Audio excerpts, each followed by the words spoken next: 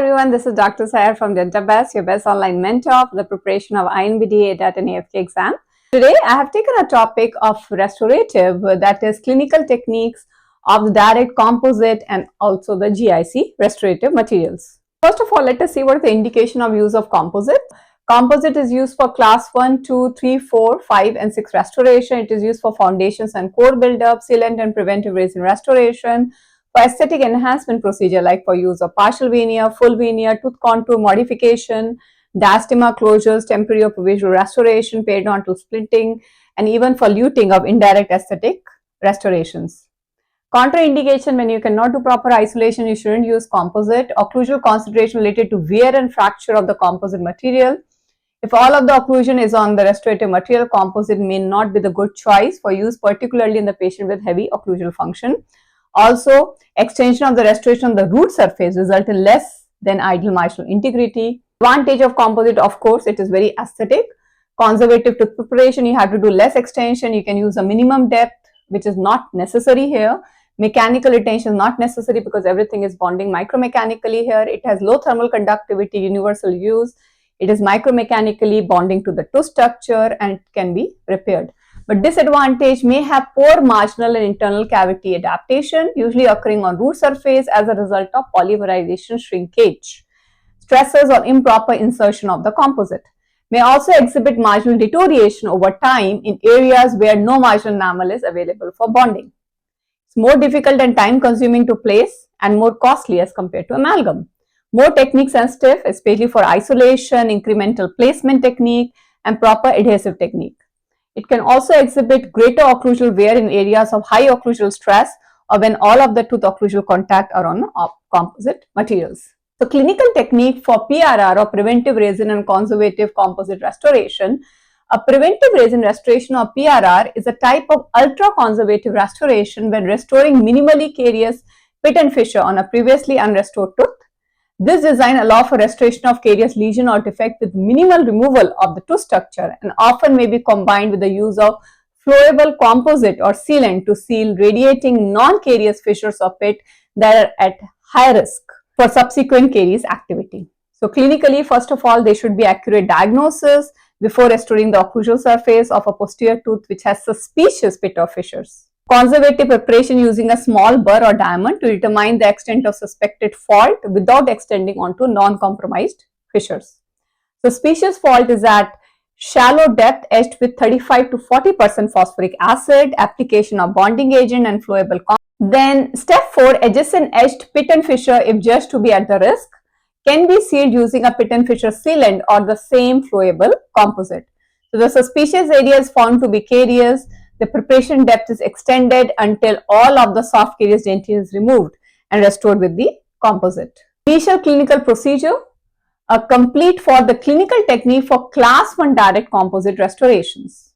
Initial clinical procedure is a complete examination, diagnosis, treatment plan, and informed consent should be finalized and obtained before the patient is scheduled. Local anesthesia to make it more comfortable for the patient, which will reduce the salivation, reducing the pain.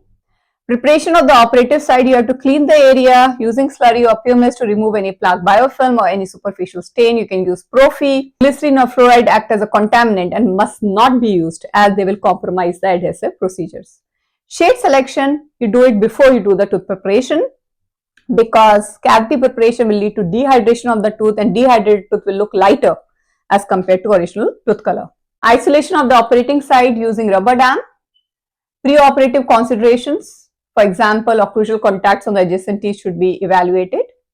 As a general rule, the tooth preparation for direct posterior composite involve creating access to the faulty structure, removal of faulty structure like a carious lesion, defective restoration or base material if it is present, then creating convenience form for your restoration. So, small to moderate class 1 direct composite, you can use minimally invasive tooth preparation and do not require typical resistance and retention form features for direct composite. The initial pulpal depth is determined only by selective removal of carious tooth structure and there is no minimal thickness of a restorative material requirement to limit the bulk fracture. So, you are using a small round or elongated pear-shaped diamond or burr with round feature, size and shape of instrument is dictated by the size of lesions or the defect. Both carbide and diamond burrs shown to create a thicker smear layer, the raising concern about the ability of self-etching adhesive systems to adequately reach and etch the underlying to structure. The preparation for moderate to large class 1 direct composite should never be excessively extended beyond removal of faulty structure to justify the resistance and retention form features. If occlusal portion of the restoration is expected to be extensive, elongated pear-shaped cutting instrument with round features are preferred because they result in strong 90-degree KO surface margin without creating sharp internal angles. The pulper floor is prepared to an initial depth that is approximately 0.2 mm internal to the carious DEJ. Ideally, the instrument is moved medially along the central groove in a controlled manner to follow the rise and fall of the DEJ. The preparation is then carefully extended facially, lingually, mesially and distally as indicated at the depth of carious DEJ until a caries-free DEJ is identified. A flat pulper floor with the initial preparation depth of 1.52 mm may also be acceptable. You are doing the mesial, distal, facial and lingual extensions dictated by the carious lesion, old restorative material or defect, always using DEJ as a reference for both extension and pulpal depth. Unnecessary extension into cusp and the ridges should always be avoided. For extension into marginal ridge should result in at least 1.5 mm remaining to structure for the premolar and 2 mm for the molars. That will help preserve the dentinal support of the marginal ridge, which is very important, of the cusp tip and overall ability of the tooth to resist the occlusal forces. So when a groove extension is through the cusp ridge, the instrument prepares the facial or lingual portion of the faulty groove at an axial depth of 0.2 mm inside the DJ and gingivally. You see the picture, the entry cut with a diamond or carbide burr which is held parallel to the long axis. Initial pulpal depth is 1.5 mm from your central groove. Central groove is removed. Facial lingual wall measurements are usually greater than 1.5 mm. The steeper the wall, the greater is the height. Mesiodistal extension you are doing, preventing the dentine support of the marginal ridge. Then you can see initial entry at correct initial depth, case remain facially lingually, orientation of diamond burr, tilted as the instrument is extended facially or lingually. Doing the groove extension, cross section through the facial lingual groove area. Now restorative technique, placement of the adhesive. So when final tooth preparation is judged to be near the pulp in vital teeth, the operator may elect to use a base material prior to placing the adhesive and composite. So if RDT or remaining dentine thickness is clinically judged to be between 0.5 and 1 mm, you can use a RMGI. If the RDT is just to be less than 0.5 mm, of course you have to give a calcium hydroxide liner first and then you can protect with the RMGI or resin modified glass ionomer prior to adhesive placement. In case it is a mechanical pulp exposure, calcium hydroxide, increasingly MTA, can be used as a direct pulp capping agent. Hand instrument or a compule may be used to place the composite materials incrementally. Curing ensures maximum polymerization and to reduce the negative effect of polymerization shrinkage. Now, what is a C-factor?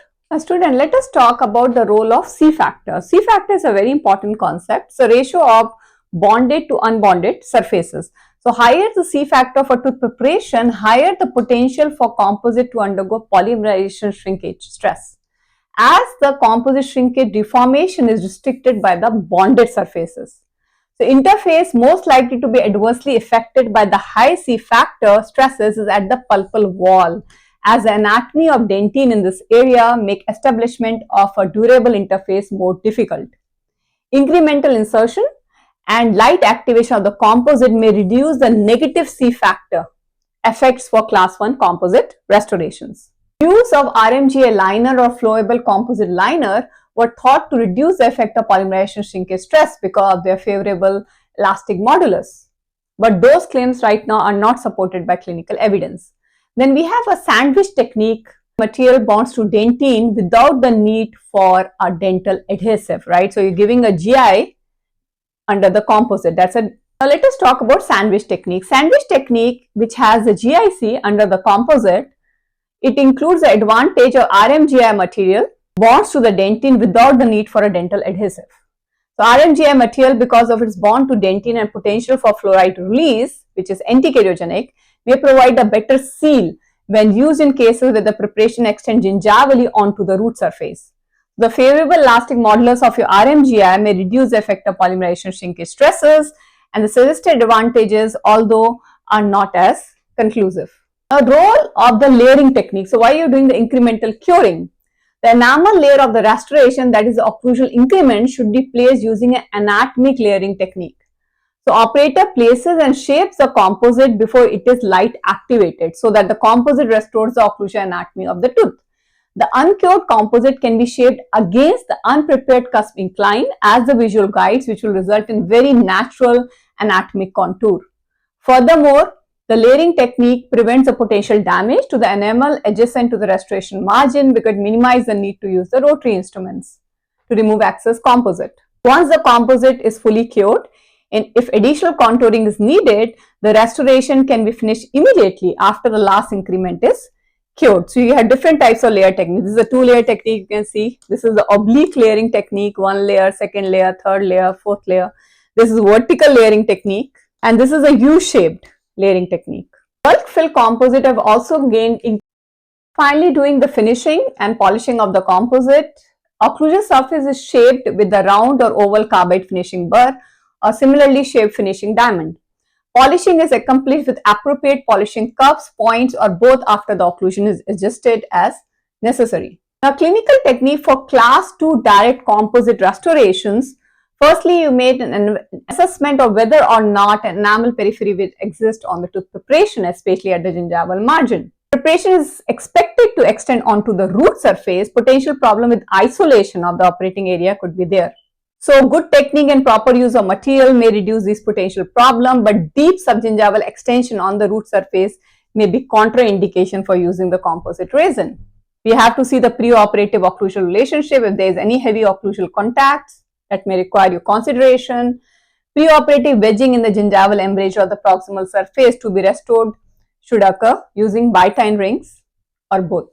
So, the tooth preparation for class 2 direct composite is similar to tooth preparation for class 1 direct composite restoration, except that you also have to make a proximal box here. Retention is obtained by bonding, so there is no need for additional mechanical features and usually not necessary to reduce the sound tooth structure. So, small class 2 direct composite restorations, small round elongated pear-shaped diamond burr with round features. Wedging, pulpal and axial depth are dictated only by the depth of lesion and not has to be uniform.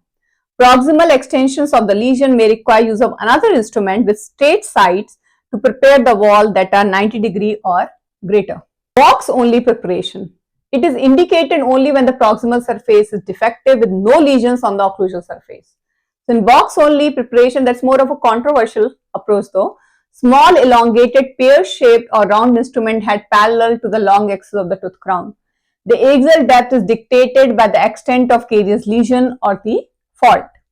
No beveling or secondary retention is indicated. Facial or lingual slot preparation using a round diamond burr enters the tooth from accessible embrasure to the occluso-gingival middle of the lesion. This is extended occlusally, facially and gingivally enough to remove the lesion. Moderate to large class 2 cavity preparation resembles a traditional class 2 amalgam preparation and includes an occlusal step and a proximal box. The occlusal portion of class 2 preparation is prepared similar to described for class 1 preparation. The primary difference are related to technique for incorporating the faulty proximal surface. Initial occlusal extension towards the involved proximal surface should go through the marginal ridge at the initial pulpal floor depth, exposing the DEJ. So DEJ mainly serve as a guide for preparing the proximal box portion of the preparation. Number 330 or 245 shaped diamond or burr is used to enter the pit next to the caries proximal surface parallel with the long axis of the tooth crown. So pulpal floor is prepared with the instrument to a depth is approximately 0.2 mm inside the DEJ. The instrument is moved to include the caries and all the defect facially or lingually as it traverses the central groove. Proximal box, typically caries develop on the proximal surface immediately gingival to the proximal contact. The extent of caries lesion and the amount of old restorative material are the two factors that dictate your extension facially, lingually and gingivally for the proximal box preparation. The instrument extends through the marginal ridge to within 0.5 mm of the outer contour of marginal ridge. You are using a number 245 instrument with a tip diameter of 0.8 mm, which would require 1/4 the instrument tip position over the dentine side of the DEJ. For the gingival floor, it is prepared flat with an approximately 90 degree cavo surface margin. Gingival extension should be as minimal as possible to preserve the marginal enamel. The axial wall should be 0.2 mm inside the DEJ and have a slight outward convexity. The restorative technique Matrix application. Restorative technique, we talk about the matrix applications because matrix is necessary to confine the restorative material axis and assist in the development of a proximal axial tooth contour. So we have metal matrices, we have transparent matrices. There are several systems available in selection. These systems can be called as the bitined ring. Bitined ring aid in stabilizing the sectional matrix and provide additional tooth preparation while the composite is inserted.